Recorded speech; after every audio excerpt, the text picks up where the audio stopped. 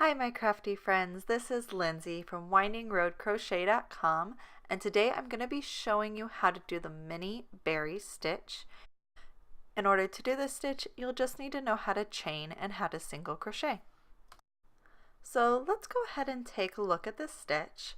This is a very heavy textured stitch that is very rustic looking. It is not as neat as, say, a bobble or a popcorn stitch would be, but it has a very unique charm to it and it is very easy to do. The mini berry stitch is a variation of the single crochet stitch. It has a very clean looking back to it, so you're just making the texture on one side. And I just recently used this for a hat and I absolutely love how it turned out.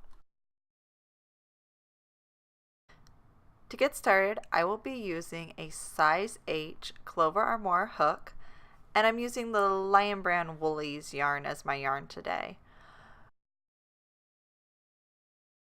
You will need to make a slip knot and insert your hook.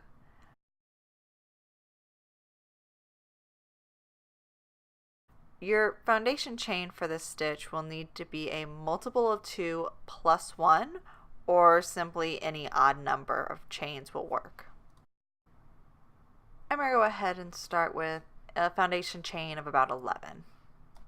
And just to make it a little easier to see exactly what I'm doing, I'm going to go ahead and work one row of 10 single crochet. Alright, now that I have my row of single crochet, I'm going to go ahead and chain 1 and turn. And in our first stitch, we are going to do a mini berry stitch. You will insert your hook into the first stitch, yarn over and pull up a loop, and then basically we are going to chain 3 in the middle of our single crochet. So yarn over and pull through the first loop. It's our first time. Yarn over and pull through the first loop. Second time, yarn over and pull through the first loop to have 3 chain that you've created. And then to finish off the stitch, yarn over and pull through both loops. And that's what's given us this nice texture. And to finish this stitch, we are going to do a single crochet into the next stitch, and that's going to really scrunch the mini berry stitch down and have that sticking out and creating a really nice texture. Let's go ahead and do another stitch. Insert your hook into the next stitch, yarn over and pull up a loop, yarn over and pull through the first loop the first time, yarn over, pull through it the second time, yarn over, pull through the first loop the third time, yarn over, pull through both loops in order to complete the mini berry stitch, and then go ahead and use your thumb to pull over the stitch to make it easier to do your next single crochet. Just a regular single crochet, and that's how you create your mini berry stitch. I'm going to go ahead and make a few more and get us to the next row and show you how I do the second row. I just finished the 5th mini berry stitch of my first row, and now I'm going to single crochet in the last stitch and then chain 1 for my turning chain. I have 5 mini berry stitches and 5 single crochet stitches on my first row. Go ahead and turn my work, then all the texture will be on the back of your work at this time. Let's go ahead and start our second row. We're going to do a mini berry stitch in the first stitch, so we'll insert our hook, we'll yarn over and pull up our first loop, yarn over, pull through the first loop, yarn over, pull through the first loop, yarn over, pull through the first loop, so we have 3 chain.